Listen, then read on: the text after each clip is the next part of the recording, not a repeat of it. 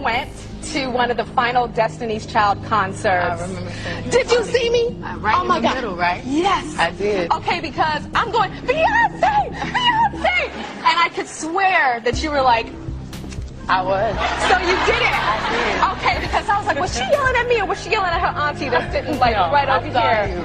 Oh, Thank you you did for see coming. me. That was really nice. You of are to so come. welcome. Yeah. And you know what's so funny is I saw you turn into that trans thing. Like you lose your mind. I do. Like, I was like, she really loses her mind. And it's funny because it's really unreal to see.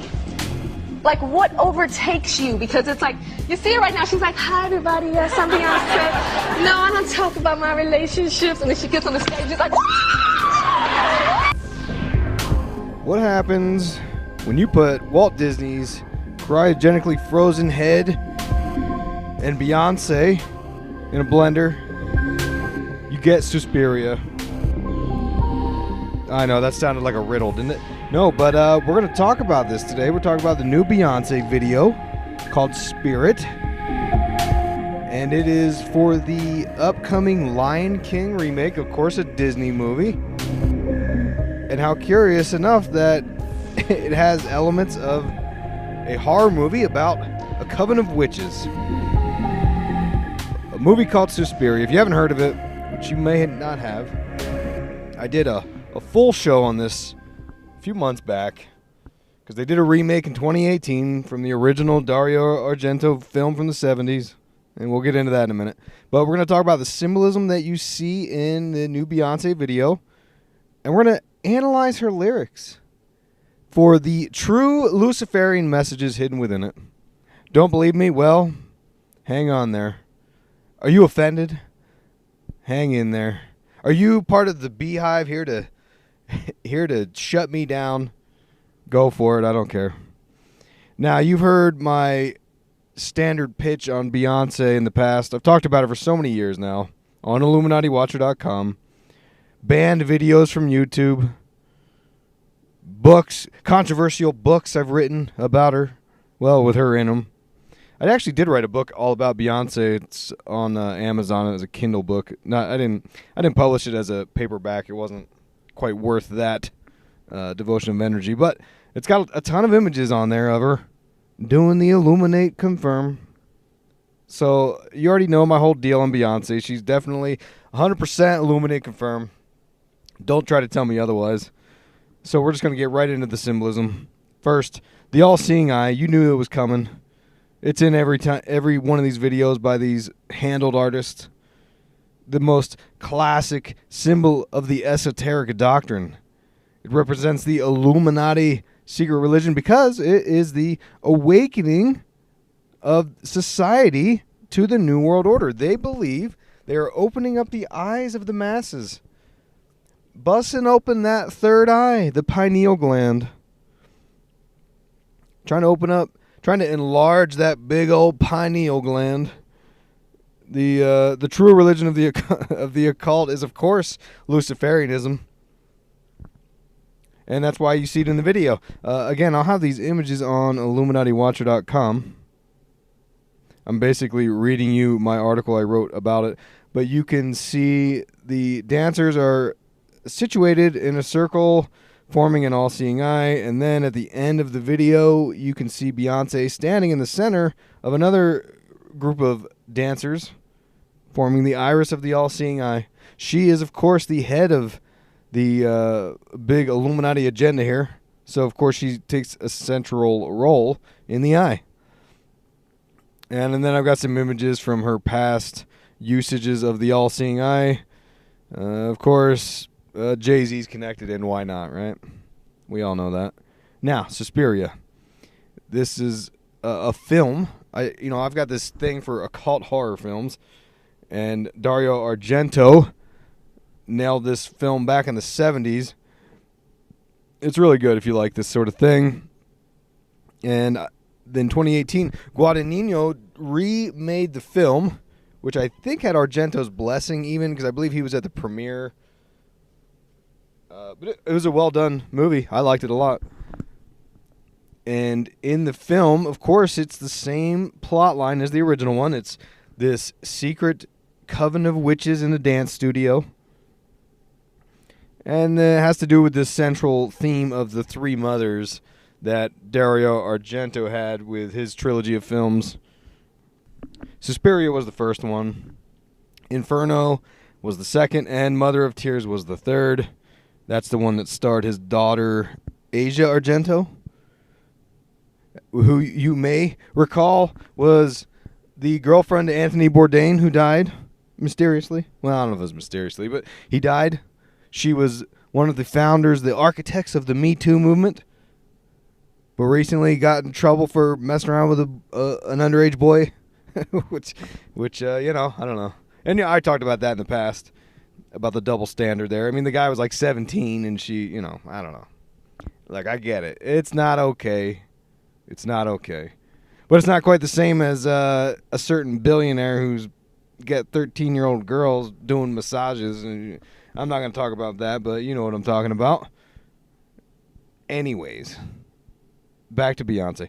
She emulated this coven of witches in her video for Spirit, which makes a lot of sense when we get into the lyrics, because, like the film Suspiria, it's all about ritual magic and contacting entities, bringing forth the pagan religions. And these dresses that she's wearing and her dancers are wearing are the same exact ones from Suspiria. Well, they're slightly different, but they're essentially the same. They all come from this erotic rope designer named Deviant La Vie. That's his name, Deviant. Hey, I can't make this up, folks. Now, and really, you should check out my Suspiria analysis. First, watch the films, but if you don't like horror films, listen to the analysis. It'll definitely draw out a lot of these themes of the occult doctrine that we've been seeing in entertainment. Now, let's look at the lyrics real quick. And on the article, I called this subheading Lyrical Assassin, which I thought was a fun little play on words, because the assassins were part of this occult agenda. They were a group, an order, if you will, and allegedly they were the ones who taught the Knights Templar about all the mystery religions, which, of course, go to Lucifer. I mean, you got to look at this. I know I'm saying this in a quick soundbite, but you've got to look at hundreds of years of history and theories and different ideas, secret societies, mystery religions, Babylonian stargazers. All these things connect together and ultimately go back to this idea, because it is a religious thing, okay? It's all about religion. It's about this idea that these occultists have, that God, the man in the clouds, is the great oppressor, and Lucifer, the archetype of Prometheus, will come back and right the wrongs. Man will be God again. Yes, that's what the serpent said in the Garden of Eden, and that is what they desire to bring about. Now, and which I also thought was curious, because the assassins allegedly, supposedly, had a man named Aladdin, who was the leader of the group for 1001 Nights. You can see all these ties, 1001 Arabian Nights, Aladdin, which fits into the Disney conspiracies, given that Aladdin was the most recent remake. I believe I covered that film a couple shows ago with the Will Smith genie, right? Now the lyrics to the song. They reveal the secret religion of the occult if you know the right filter with which to view it. First, and no, I will not be singing this. I'm very sorry. You don't want that. I don't want that. But it starts off, yeah, yeah, and the wind is talking, yeah, yeah, for the very first time, with a melody that pulls you towards it, painting pictures of paradise. Now, you have to understand the occult version of history, which you can actually read in Mark Booth's book. I believe it's called The Secret History of the Occult, something to that effect. But that goes through the whole secret history, right? And the claim, which you can read about in that book, is about how the common man was so closely connected and intertwined with the gods that he could actually hear these inspirational messages from God himself.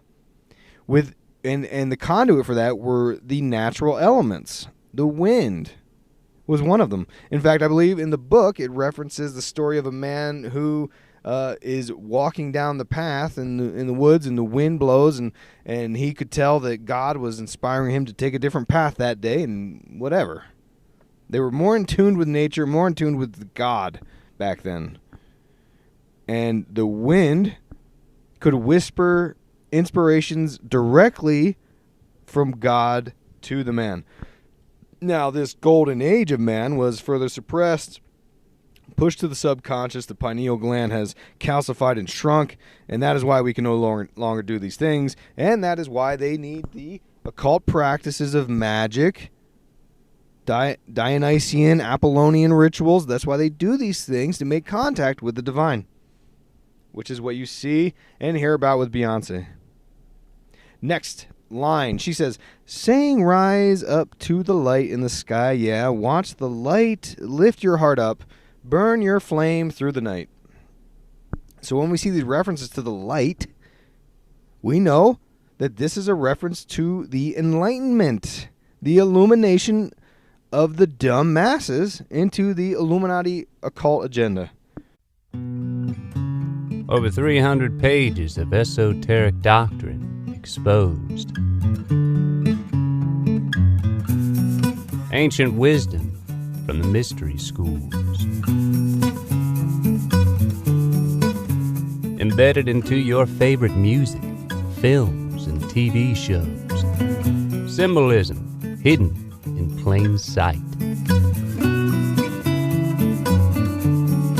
Get your copy of The Dark Path on Amazon. The narrated audiobook is now available on Audible. Click the link in the description below. All right.